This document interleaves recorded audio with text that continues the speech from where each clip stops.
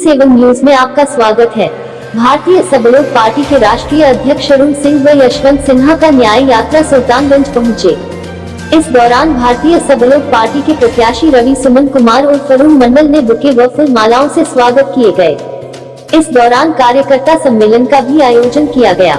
इस दौरान भारतीय सब लोग पार्टी के राष्ट्रीय अध्यक्ष अरुण कुमार सिंह ने संबोधित करते हुए कहा कि वहीं दूसरी ओर यशवंत सिन्हा ने संबोधित करते हुए कहा कि साथ ही वरिष्ठ पत्रकार आशुतोष पाठक ने संबोधित करते हुए कहा कि इस दौरान भारतीय सब लोग पार्टी के नेता संजीव जी, राजीव कुमार अधिवक्ता, छती सिंह, मीडिया पार्टी के कई नेता मौजूद थे। चैनल को सब्सक्राइब करना ना भूलें। हम सब लोगों ने मिलकर यूनाइटेड डेमोक्रेटिक फ्रंट के नाम से गठबंधन बनाया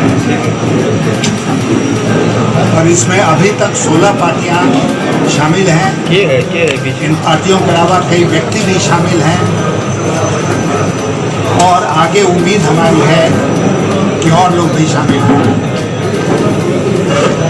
हम परिश्रम कर रहे हैं, मेहनत कर रहे हैं। बिहार के जिले जिलों में हम लोग घूम रहे हैं अपना संदेश बिहार की जनता तक पहुंचाने का। और हम ये 15 साल बनाम 15 साल की जो बेमानी बहस चल रही है बिहार में, उससे हमारा कोई लेना देना नहीं है।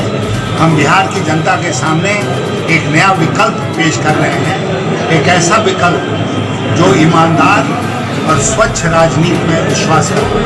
विकल्प से क्या तीसरा फ्रंट होगा क्या? नहीं, तीसरा नहीं, पहला फ्रंट है। ये पहला फ्रंट है यूडीए।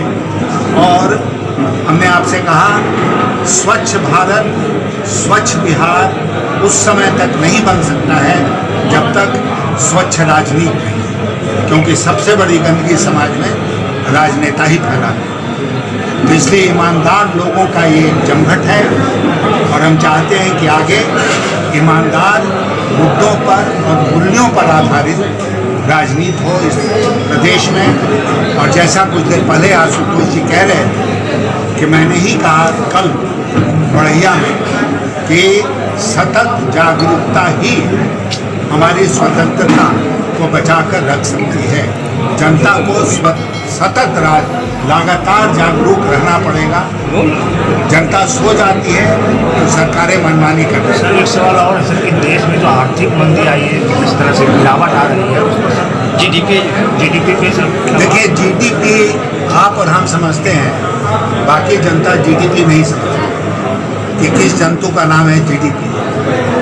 लेकिन मैं आपके माध्यम से जनता को ये कहना चाहूँगा कि अगर एक तिमाही मतलब 3 महीने, अप्रैल, मई और जून के महीने, मात्र 3 महीने में अगर 24% की गिरावट आई है जीडीपी में, तो इसका अर्थ हुआ कि 50 लाख करोड़ रुपए का नुकसान हो गया। 50 लाख।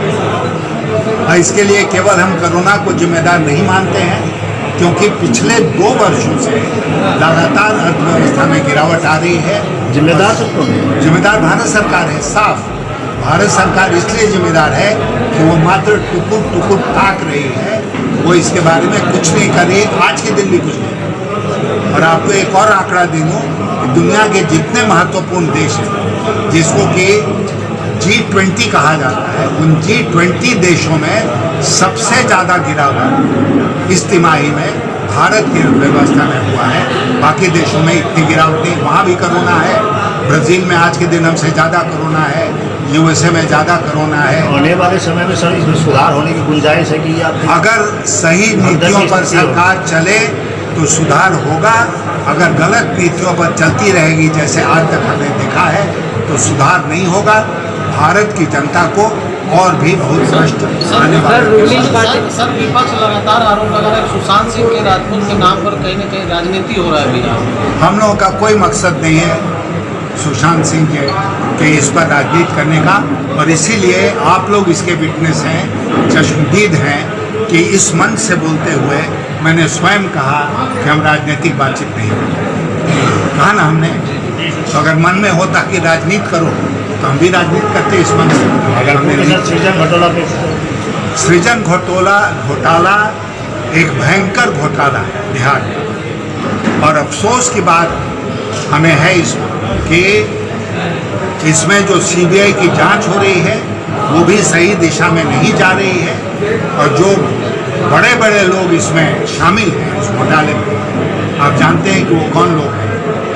ऐसे बड़े लोगों तक उनके हाथ नहीं पहुंच रही है, वो छोटे छोटे लोगों की जांच करके उनके खिलाफ चार्जशीट कर रहे हैं। इसीलिए यहाँ पर व्यवस्था में और सरकार में परिवर्तन होना चाहिए, ताकि सृजन घोटाले की सच्चाई, मुजफ्फरपुर बालिका गृह कांड की सच्चाई, इन सब घोटालों, क्वारंटीन घोटाले की सच्चाई, एस्टीमेट घोटाले की सच्चाई, ये सब सच्चाई बिहार की जनता के सामने आ सके। इसका जांच सर उच्च स्तरीय जांच होनी चाहिए। मुझे लगता है कि इसमें न्याय होगा, इंसाफ होगा, अगर ये कोर्ट मॉनिटर जांच होगी।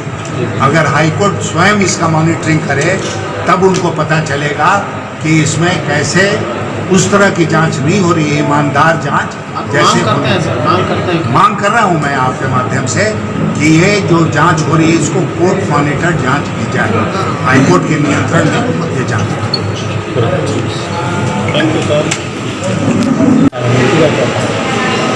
आज का जो प्रोग्राम है सुशांत सिंह राजपूत फिल्म सिटी सुल्तानगंज के नवादा मौजा में जो बनने जा रहा है, उसी के लिए पूरे बिहार से यशवंत सिन्हा, डॉक्टर अरुण कुमार, देवेंद्र यादव और सब बहुत सारे छोटे छोटे पार्टी मिलकर प्रेमचंद, अनेश्वर नाथ रेणु और बहुत सारे कवि के यहाँ से जो है कि मिट्टी यहाँ पर आए हुए हैं।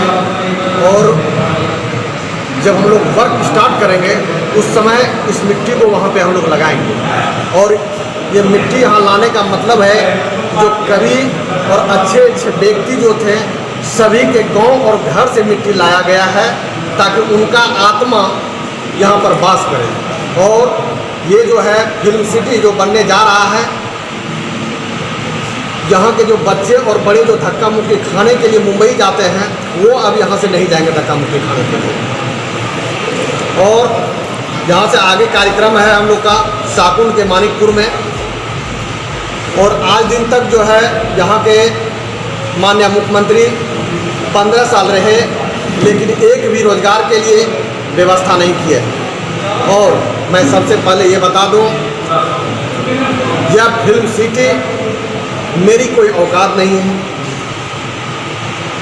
मैं एक किसान का बेटा हूँ और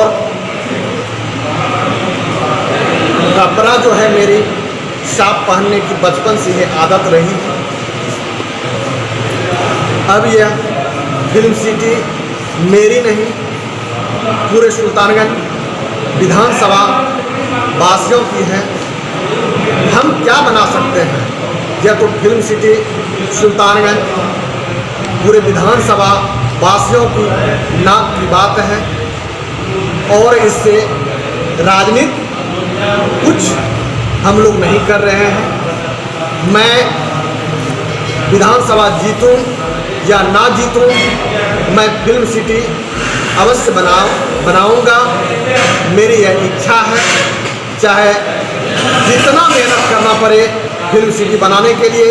अगर हम लोग नहीं अपने से बना पाएंगे चंदा चिट्ठा करके, 100 लड़के का हम लोग जो टीम बनाए हुए हैं, सभी युवा साथियों ने बोला है हम लोग अपना अपना शरीर दान कर देंगे इस सुशांत सिंह राजपूत को फिल्म सिटी बनाने के लिए। तो क्या सर बड़े शहरों की तरह यहाँ पर भी बड़े स्टार्स देखने को मिलेंगे?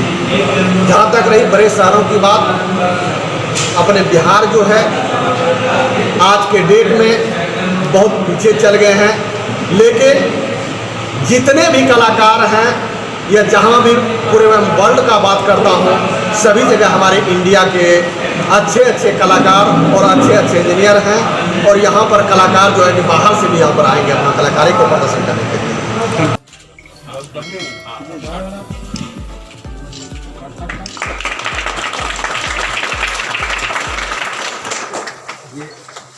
कल आनंद में ये पूरा कंप्लीट हुआ। अच्छा, ये बिल्डिंग कंप्लीट हुई। टीवी लगा रहेगा, लैपटॉप वगैरह, कैमरा वगैरह रहेगा, पेशेंट वगैरह भी बताएंगे। और कमाल है यहाँ पे गवर्नमेंट का एक प्राइमरी हेल्थ केयर खूब बढ़िया बना हुआ है, जो कभी नहीं खुलता है। जो कभी नहीं कोई हेल्थ प्राइमरी हेल्थ सेंटर नहीं